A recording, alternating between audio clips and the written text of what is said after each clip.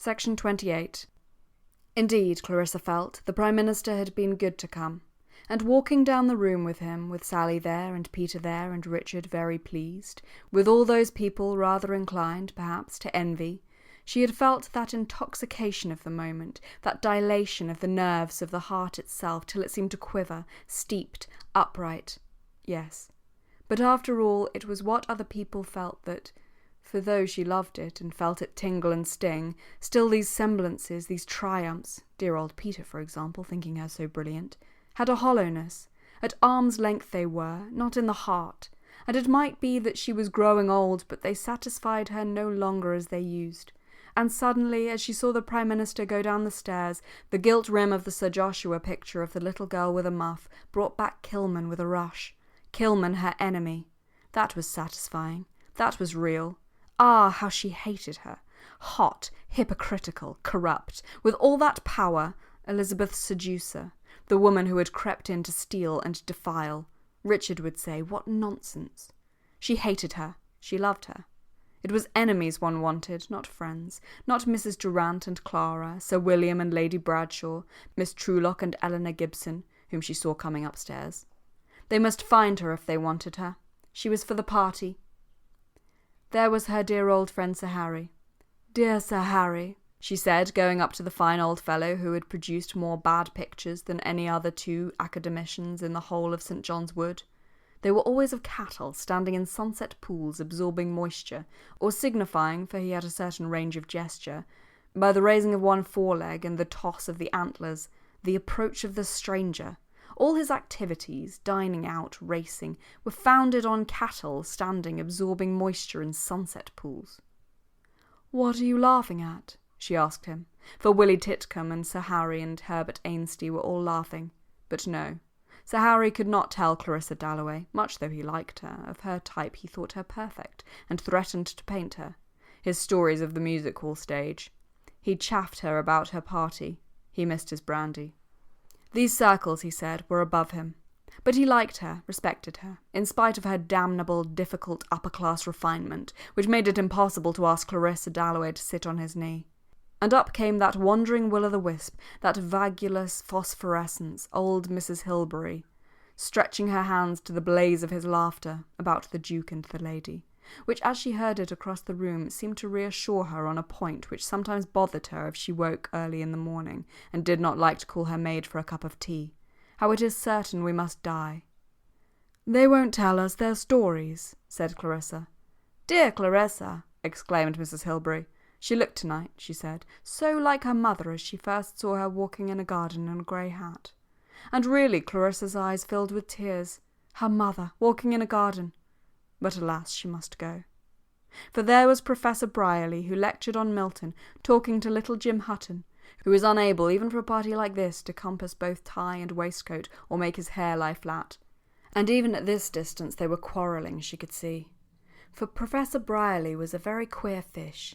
With all those degrees, honours, lectureships between him and the scribblers, he suspected instantly an atmosphere not favourable to his queer compound. His prodigious learning and timidity, his wintry charm without cordiality, his innocence blent with snobbery. He quivered if made conscious by a lady's unkempt hair, a youth's boots, of an underworld, very creditable doubtless, of rebels, of ardent young people, of would-be geniuses, and intimated with a little toss of the head, with a sniff, "Humph!" The value of moderation, of some slight training in the classics in order to appreciate Milton. Professor Brierly, Clarissa could see, wasn't hitting it off with little Jim Hutton, who wore red socks, his black being at the laundry, about Milton. She interrupted. She said she loved Bach, so did Hutton. That was the bond between them, and Hutton, a very bad poet, always felt that Mrs. Dalloway was far the best of the great ladies who took an interest in art. It was odd how strict she was. About music she was purely impersonal. She was rather a prig. But how charming to look at. She made her house so nice if it weren't for her professors. Clarissa had half a mind to snatch him off and set him down at the piano in the back room, for he played divinely. "But the noise," she said, "the noise." "The sign of a successful party." Nodding urbanely, the professor stepped delicately off. "He knows everything in the whole world about Milton. said Clarissa. "Does he indeed?" said Hutton, who would imitate the Professor throughout Hampstead, the Professor on Milton, the Professor on moderation, the Professor stepping delicately off. "But she must speak to that couple," said Clarissa, "Lord Gayton and Lancey Blow." Not that they added perceptibly to the noise of the party. They were not talking perceptibly, as they stood side by the yellow curtains.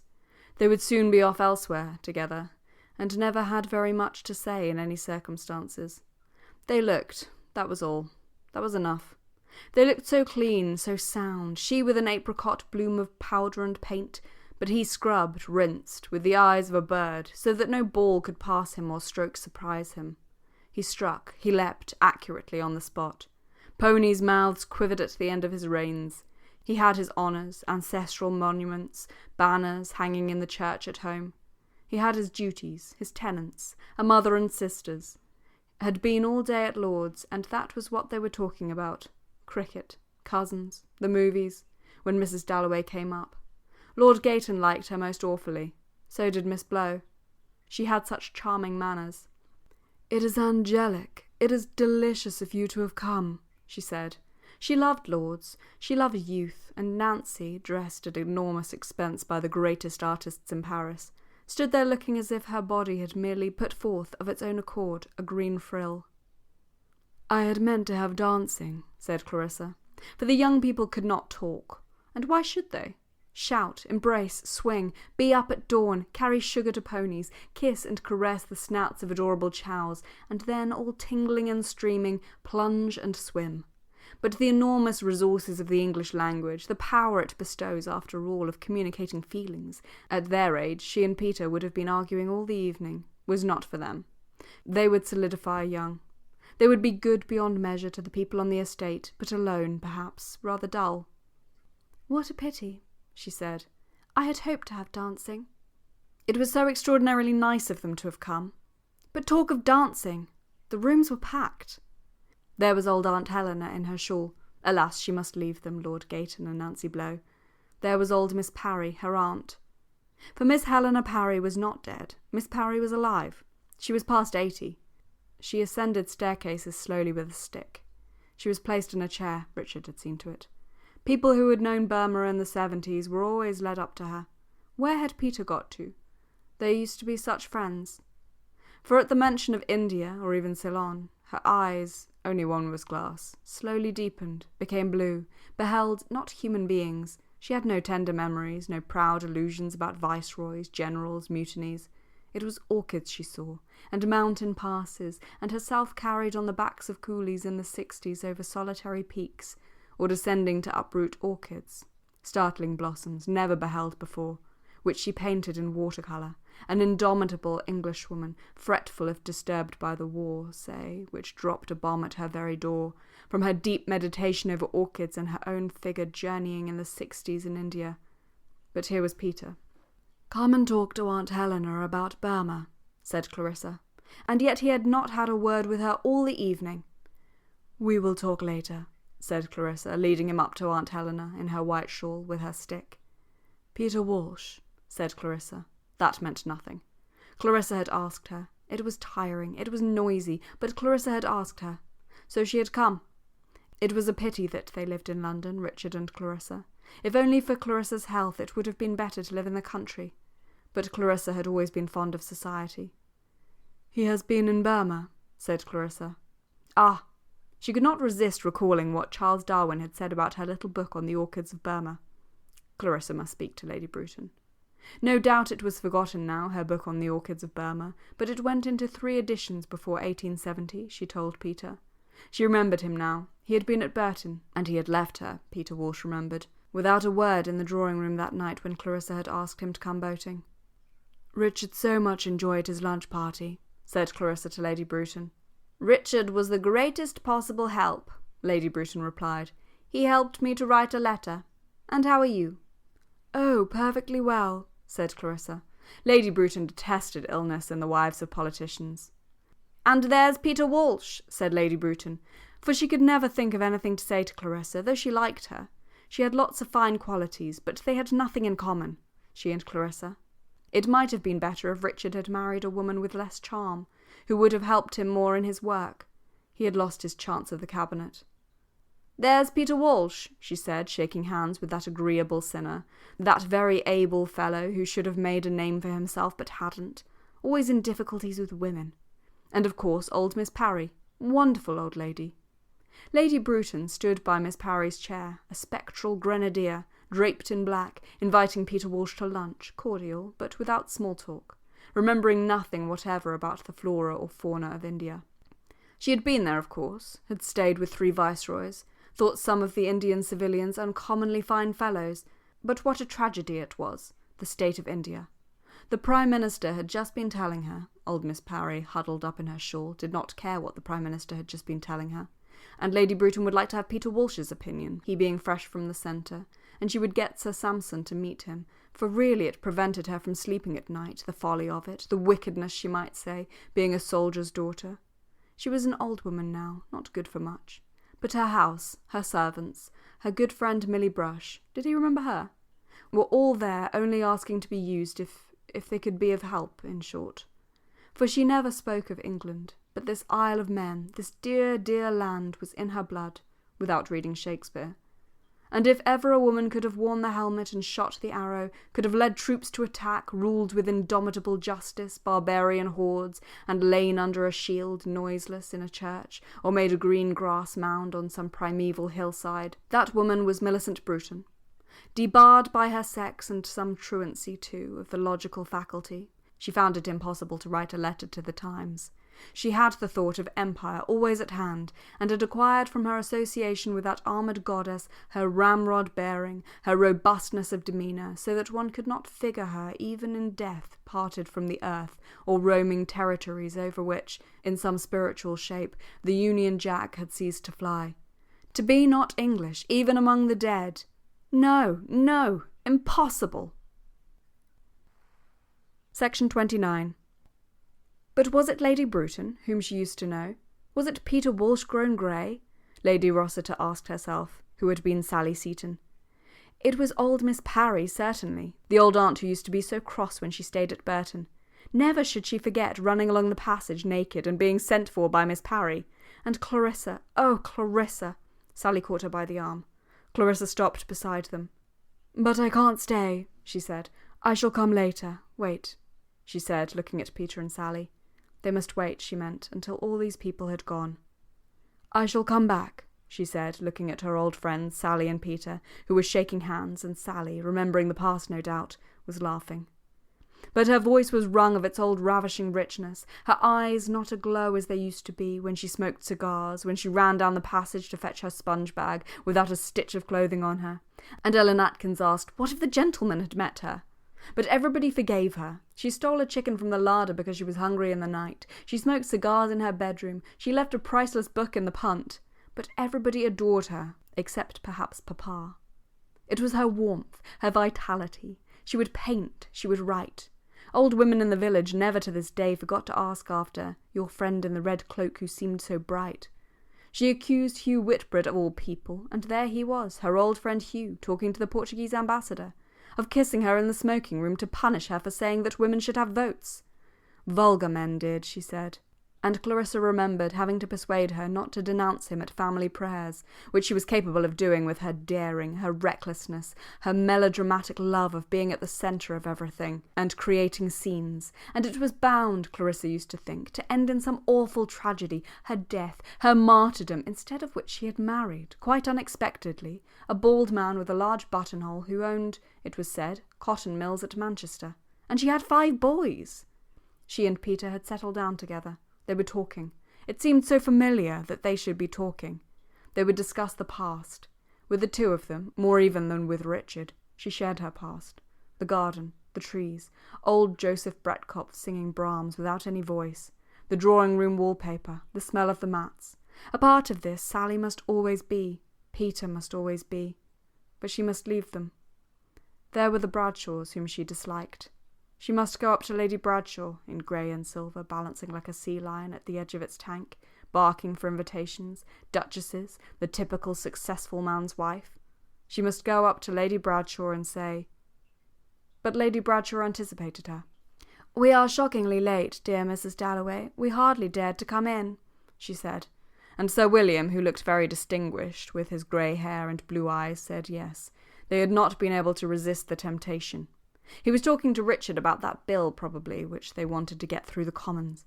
Why did the sight of him talking to Richard curl her up? He looked what he was, a great doctor, a man absolutely at the head of his profession, very powerful, rather worn. For think what cases came before him, people in the uttermost depths of misery, people on the verge of insanity, husbands and wives. He had to decide questions of appalling difficulty. Yet what she felt was, one wouldn't like Sir William to see one unhappy. No, not that man. "How is your son at Eton?" she asked Lady Bradshaw. He had just missed his 11, said Lady Bradshaw, because of the mumps. His father minded even more than he did, she thought, being, she said, nothing but a great boy himself. Clarissa looked at Sir William, talking to Richard. He did not look like a boy, not in the least like a boy. She had once gone with someone to ask his advice. He had been perfectly right, extremely sensible. But heavens, what a relief to get out to the street again! There was some poor wretch sobbing, she remembered, in the waiting-room. But she did not know what it was about Sir William. What exactly she disliked. Only Richard agreed with her. Didn't like his taste, didn't like his smell. But he was extraordinarily able. They were talking about this bill.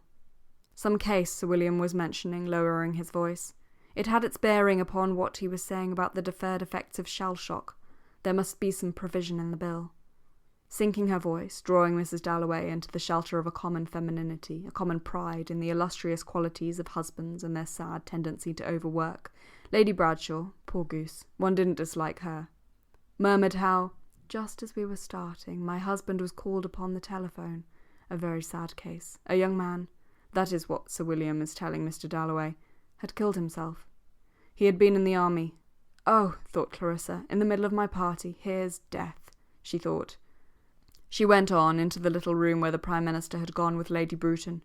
Perhaps there was somebody there, but there was nobody. The chairs still kept the impress of the Prime Minister and Lady Bruton. She turned deferentially, he sitting foursquare, authoritatively. They had been talking about India. There was nobody. The party's splendour fell to the floor. So strange it was to come in alone in her finery. What business had the Bradshaws to talk of death at her party? A young man had killed himself, and they talked of it at her party. The Bradshaws talked of death. He had killed himself. But how? Always her body went through at first when she was told, suddenly, of an accident. Her dress flamed, her body burnt. He had thrown himself from a window. Up had flashed the ground, through him, blundering, bruising, went the rusty spikes. There he lay with a thud, thud, thud in his brain, and then a suffocation of blackness. So she saw it. But why had he done it? And the Bradshaws talked of it at her party. She had once thrown a shilling into the Serpentine, never anything more, but he had flung it away. They went on living. She would have to go back. The rooms were still crowded. People kept on coming. They, all day she had been thinking of Burton, of Peter, of Sally. They would grow old. A thing there was that mattered, a thing, wreathed about with chatter, defaced, obscured in her own life, let drop every day in corruption, lies, chatter. This he had preserved. Death was defiance. Death was an attempt to communicate, people feeling the impossibility of reaching the centre, which mystically evaded them. Closeness drew apart, rapture faded, one was alone. There was an embrace in death. But this young man who had killed himself, had he plunged holding his treasure? If it were now to die, 'twere now to be most happy, she had said to herself once, coming down in white. Or there were the poets and thinkers. Suppose he had had that passion and had gone to Sir William Bradshaw, a great doctor, yet to her obscurely evil, without sex or lust, extremely polite to women, but capable of some indescribable outrage, forcing your soul, that was it. If this young man had gone to him, and Sir William had impressed him like that with his power, might he not then have said, indeed she felt it now, life is made intolerable. They make life intolerable, men like that. Then, she had felt it only this morning, there was the terror, the overwhelming incapacity, one's parents giving it into one's hands, this life, to be lived to the end, to be walked with serenely, There was in the depths of her heart an awful fear, even now, quite often if Richard had not been there reading the Times, so that she could crouch like a bird and gradually revive, send roaring up that immeasurable delight, rubbing stick to stick, one thing with another. She must have perished. But that young man had killed himself. Somehow it was her disaster, her disgrace. It was her punishment to see sink and disappear, here a man, there a woman, in this profound darkness. And she, forced to stand here in her evening dress. She had schemed, she had pilfered. She was never wholly admirable. She had wanted success, Lady Bexborough and the rest of it, and once she had walked on the terrace at Burton. It was due to Richard. She had never been so happy. Nothing could be slow enough, nothing last too long. No pleasure could equal, she thought, straightening the chairs, pushing in one book on the shelf, this having done with the triumphs of youth, lost herself in the process of living, to find it, with a shock of delight, as the sun rose, as the day sank. Many a time had she gone at Burton when they were all talking, to look at the sky, or seen it between people's shoulders at dinner, seen it in London when she could not sleep. She walked to the window. It held, foolish as the idea was, something of her own in it, this country sky, this sky above Westminster. She parted the curtains. She looked. Oh, but how surprising! In the room opposite, the old lady stared straight at her. She was going to bed. And the sky. It will be a solemn sky, she had thought. It will be a dusky sky, turning away its cheek in beauty. But there it was, ashen, pale, raced over quickly by tapering vast clouds. It was new to her. The wind must have risen. She was going to bed in the room opposite. It was fascinating to watch her, moving about, that old lady, crossing the room, coming to the window. Could she see her? It was fascinating, with people still laughing and shouting in the drawing-room, to watch that old woman, quite quietly, going to bed. She pulled the blind now. The clock began striking. The young man had killed himself, but she did not pity him. With the clock striking the hour, 1, 2, 3, she did not pity him, with all this going on. There, the old lady had put out her light. The whole house was dark now with this going on, she repeated, and the words came to her. Fear no more the heat of the sun. She must go back to them. But what an extraordinary night! She felt somehow very like him, the young man who had killed himself.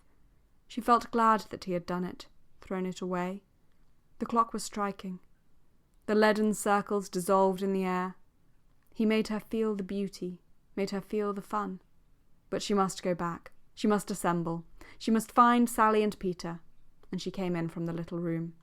"But where is Clarissa?" said Peter. He was sitting on the sofa with Sally. After all these years, he really could not call her Lady Rossiter.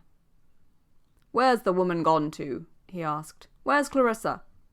Sally supposed, and so did Peter for the matter of that there were people of importance, politicians, whom neither of them knew unless by sight in the picture papers, whom Clarissa had to be nice to, had to talk to. She was with them.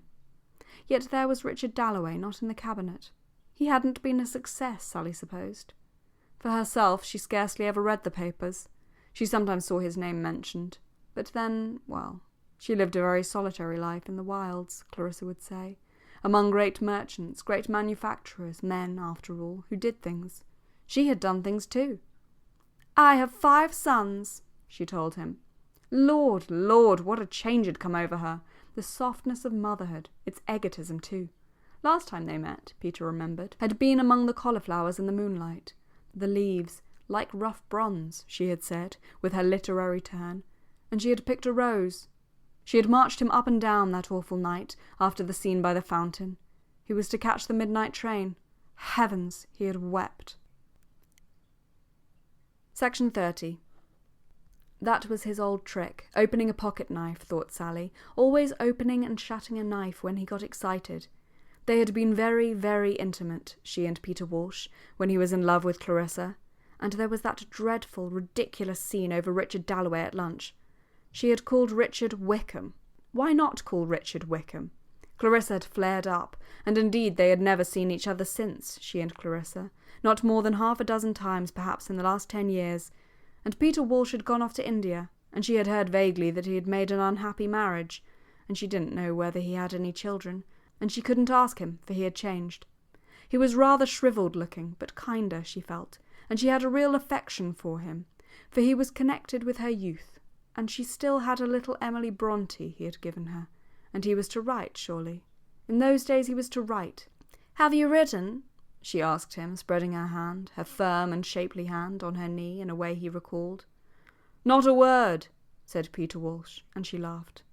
She was still attractive, still a personage, Sally Seton. But who was this Rossiter? He wore 2 camellias on his wedding day. That was all Peter knew of him. "They have myriads of servants, miles of conservatories," Clarissa wrote, something like that. Sally owned it with a shout of laughter. "Yes, I have 10,000 a year." Whether before the tax was paid or after, she couldn't remember. For her husband, "whom you must meet," she said. "Whom you would like," she said. Did all that for her. And Sally used to be in rags and tatters. She had pawned her grandmother's ring, which Marie Antoinette had given her great-grandfather to come to Burton. Oh yes, Sally remembered. She had it still. A ruby ring which Marie Antoinette had given her great-grandfather. She never had a penny to her name in those days, and going to Burton always meant some frightful pinch. But going to Burton had meant so much to her.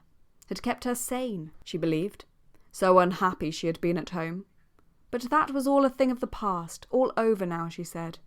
And Mr. Parry was dead, and Miss Parry was still alive. Never had he had such a shock in his life, said Peter. He had been quite certain she was dead. And the marriage had been, Sally supposed, a success. And that very handsome, very self-possessed young woman was Elizabeth over there by the curtains in red. She was like a poplar, she was like a river, she was like a hyacinth, Willie Titcombe was thinking. Oh, how much nicer to be in the country and do what she liked. She could hear her poor dog howling, Elizabeth was certain. She was not a bit like Clarissa, Peter Walsh said. Oh, Clarissa, said Sally. What Sally felt was simply this. She had owed Clarissa an enormous amount. They had been friends, not acquaintances, friends, and she still saw Clarissa all in white going about the house with her hands full of flowers. To this day tobacco plants made her think of Burton. But did Peter understand? She lacked something. Lacked, what was it? She had charm, she had extraordinary charm. But to be frank, and she felt that Peter was an old friend, a real friend, did absence matter? Did distance matter?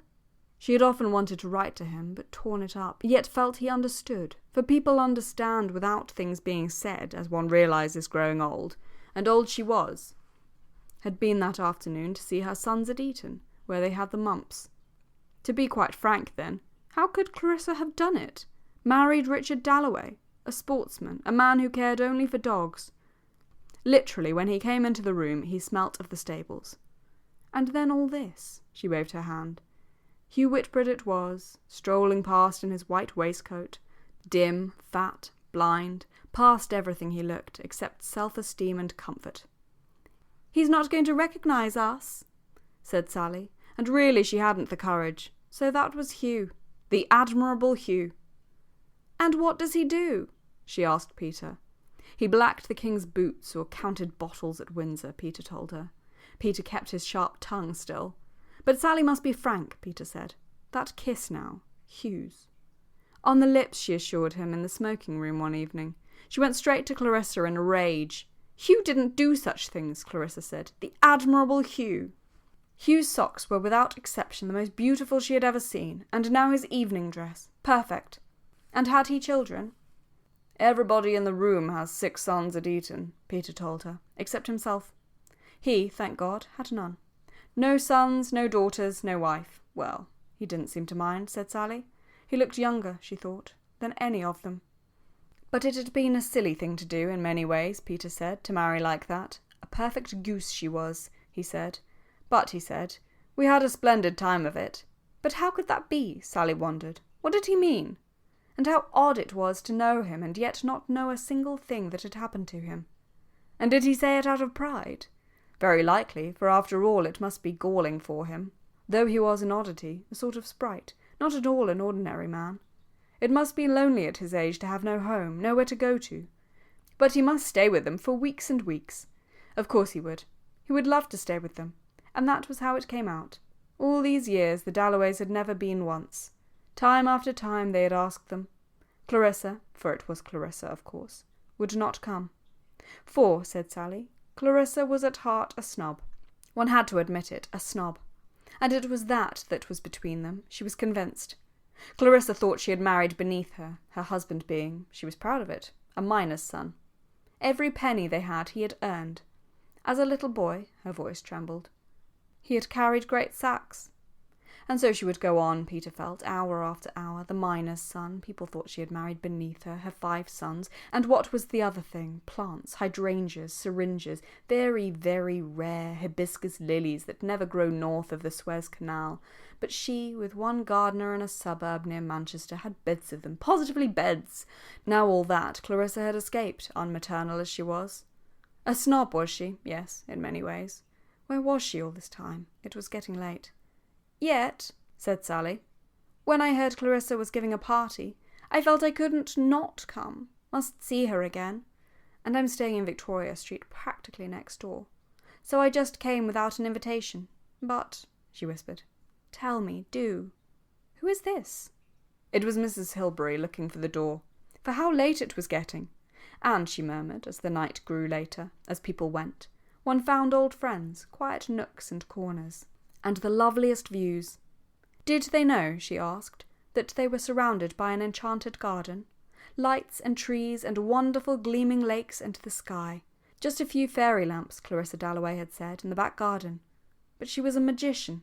It was a park. And she didn't know their names, but friends she knew they were. Friends without names, songs without words, always the best. But there were so many doors, such unexpected places, she could not find her way. Old Mrs. Hilbery, said Peter. But who was that? That lady standing by the curtain all the evening without speaking. He knew her face, connected her with Burton. Surely she used to cut up underclothes at the large table in the window. Davidson, was that her name? Oh, that is Ellie Henderson, said Sally. Clarissa was really very hard on her. She was a cousin, very poor. Clarissa was hard on people. She was rather, said Peter. Yet, said Sally, in her emotional way, with a rush of that enthusiasm which Peter used to love her for, yet dreaded a little now, so effusive she might become. How generous to her friends Clarissa was, and what a rare quality one found it, and how sometimes at night or on Christmas Day, when she counted up her blessings, she put that friendship first. They were young, that was it. Clarissa was pure-hearted, that was it. Peter would think her sentimental. So she was. For she had come to feel that it was the only thing worth saying, what one felt. Cleverness was silly. One must say simply what one felt. But I do not know, said Peter Walsh, what I feel. Poor Peter, thought Sally. Why did not Clarissa come and talk to them? That was what he was longing for. She knew it. All the time he was thinking only of Clarissa, and was fidgeting with his knife. He had not found life simple, Peter said. His relations with Clarissa had not been simple. It had spoilt his life, he said. They had been so intimate, he and Sally Seaton. It was absurd not to say it. One could not be in love twice, he said. And what could she say? Still, it is better to have loved. But he would think her sentimental. He used to be so sharp. He must come and stay with them in Manchester. That is all very true, he said, all very true. He would love to come and stay with them, directly he had done what he had to do in London. And Clarissa had cared for him more than she had ever cared for Richard. Sally was positive of that. No, no, no, said Peter. Sally should not have said that. She went too far. That good fellow, there he was at the end of the room, holding forth, the same as ever. Dear old Richard. Who was he talking to? Sally asked. That very distinguished-looking man. Living in the wilds as she did, she had an insatiable curiosity to know who people were. But Peter did not know. He did not like his looks, he said, probably a cabinet minister. Of them all, Richard seemed to him the best, he said, the most disinterested. But what has he done? Sally asked.